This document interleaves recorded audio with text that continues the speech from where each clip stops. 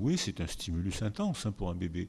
Donc parler aussi, parler pour un bébé, c'est un stimulus intense, même pour un tout petit, puisqu'on sait que les basses fréquences de la voix de la mère sont très bien transmises par le corps de la mère, c'est-à-dire quand elle est enceinte et qu'elle parle, les hautes fréquences sont filtrées par son corps et surtout par le liquide amniotique, alors que les basses fréquences sont au contraire très bien transmises, comme quand on prend une ficelle, si on fait un truc comme ça ne va pas toucher la porte, mais si on fait des grandes ondes comme ça va arriver jusqu'à la porte. Donc, quand la mère parle, les basses fréquences sont très bien transmises par son corps et par le liquide amniotique, et elle vient toucher les parties, les corpuscules qui sont les premiers murs chez le bébé dans l'utérus, et les premiers corpuscules tactiles qui arrivent à maturité, c'est la bouche et les mains, c'est-à-dire que quand la mère parle, elle caresse son enfant. Et quand le bébé arrive au monde ensuite, alors ça, il y a plein d'observations qui rendent observable que le bébé âgé de 1 heure reconnaît la voix de sa mère parmi toutes les autres voix.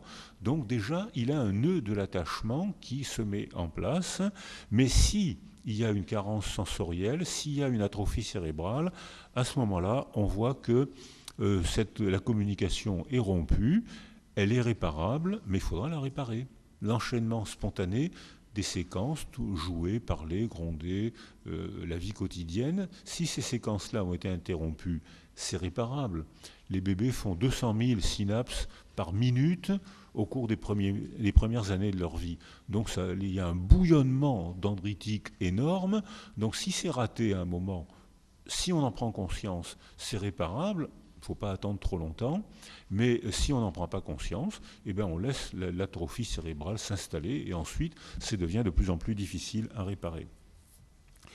Ce qui n'empêche que, alors là voilà ici, c'était un travail qu'on a fait avec Jacques Collin, lorsqu'on constate que les bébés s'expriment très tôt et qu'ils donnent forme à l'expression de leurs émotions.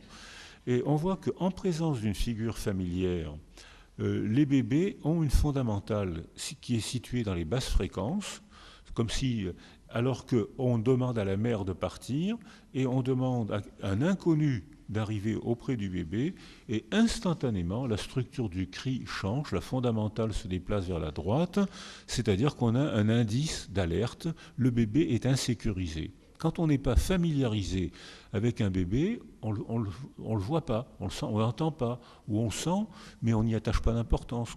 Les puéricultrices, les mères, les professionnels de la petite enfance sentent. Tiens, il ne crie pas comme d'habitude. Tiens, je sens une petite alerte. Je ne sais pas expliquer cette petite alerte, mais quelque chose s'est exprimé comme un fantôme, c'est-à-dire quelque chose s'est exprimé et je ne sais pas très bien quoi. Quand je suis professionnel, quand je suis mère, quand je suis professionnel de la petite enfance, je suis en alerte. Nous, avec les capteurs techniques, on peut comprendre, on peut analyser et on peut comprendre que le bébé ne s'exprime déjà plus de la même manière. Lorsque le bébé n'a pas eu cette possibilité d'expression, eh bien, il a acquis une vulnérabilité neuro-émotionnelle. Cette vulnérabilité neuro-émotionnelle qui se manifeste dès les premiers mois de la vie, elle est imprégnée, elle a sculpté son cerveau, et on sait que cette acquisition d'une vulnérabilité est réparable, elle est résiliable, mais à condition d'en prendre conscience et de réorganiser la niche sensorielle autour du bébé, ce qui n'est pas toujours fait.